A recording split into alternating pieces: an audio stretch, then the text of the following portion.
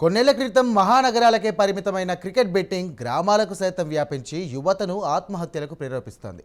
ఇదంతా ఒక్కతైతే అసాంఘిక కార్యకలాపాల సరసన నిలిచే క్రికెట్ బెట్టింగ్ను అరికట్టాల్సిన కొందరు పోలీసులే బెట్టింగ్ను ప్రోత్సహిస్తున్నారనే విమర్శలు వినిపిస్తున్నాయి. ఇక ఐపీఎల్ క్రికెట్ మ్యాచ్లు ప్రారంభమవడంతో అన్నమయ్య, కడప జిల్లాలో క్రికెట్ బెట్టింగ్లు జోరుగా సాగుతున్నాయి. ఇక బెట్టింగ్ వ్యసనానికి పాల్పడిన యువకులను స్టేషన్కు పిలిచి కౌన్సిలింగ్ ద్వారా వారిని సక్రమ మార్గంలో నడిపించాల్సిన పోలీసులే బెట్టింగ్లు వేస్తున్నారట. ఉమ్మడి కడప జిల్లా వ్యాప్తంగా 3 పువ్వులు 6 కాయలుగా విరాజిల్లుతున్నటువంటి ఐపీఎల్ బెట్టింగ్లపై ప్రైమ్ 9 స్పెషల్ స్టోరీ.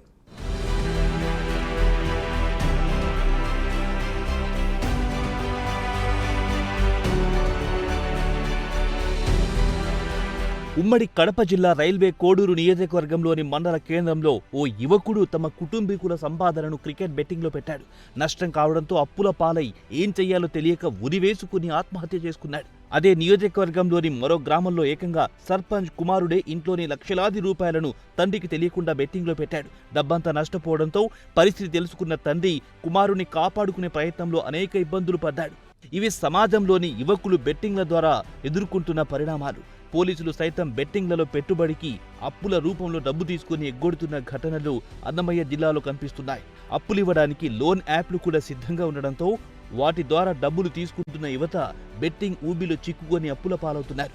అప్పులు తీర్చే మార్గం లేక చివరికి తల్లిదండ్రులను ఆశ్రయించడం లేదా ఆత్మహత్యలకు పాల్పడడం లాంటివి చేస్తున్నారు.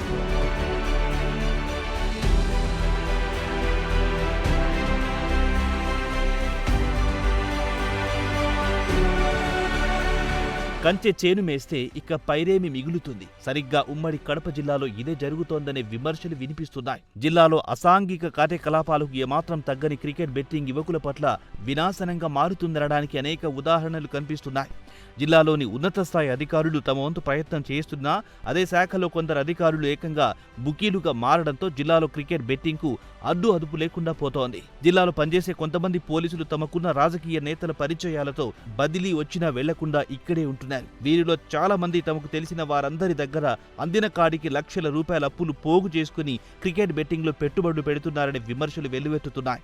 ఐపీఎల్ బెట్టింగ్ లో అన్నమయ్య జిల్లాలోని పలువురు ఇన్స్పెక్టర్ల స్థాయి అధికారులే క్రికెట్ బెట్టింగ్ లో బుకీలుగా వ్యవహరిస్తున్నారనే విమర్శలు వెల్లువెత్తుతున్నాయి. ఐపీఎల్ సీజన్ లో అప్పులు చేయడం ఒకేతైతే సీజన్ కాని సమయాల్లో కూడా ముఖ పరిచయం గల వ్యక్తుల నుంచి అప్పుగా లక్షల రూపాయలు తీసుకుని ఇతర వ్యాపారులపై పెట్టుబడులు పెడుతున్నట్టు సమాచారం.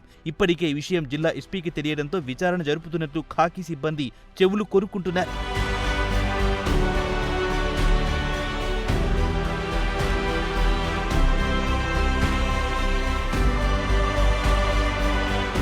ఒకవైపు పెరుగుతున్న ఆత్మహత్యలు, క్రికెట్ బెట్టింగ్ అంశంలో యువత కుదేలైపోతున్నారు. సాఫ్ట్వేర్ ఉద్యోగులుగా పనిచేస్తున్న వారు, ఇతరత్ర పనులు చేసుకుంటున్న యువత శని, ఆదివారాల బెట్టింగ్ రాయుళ్లుగా మారి డబ్బులు సంపాదించేందుకు ప్రయత్నిస్తున్నారు.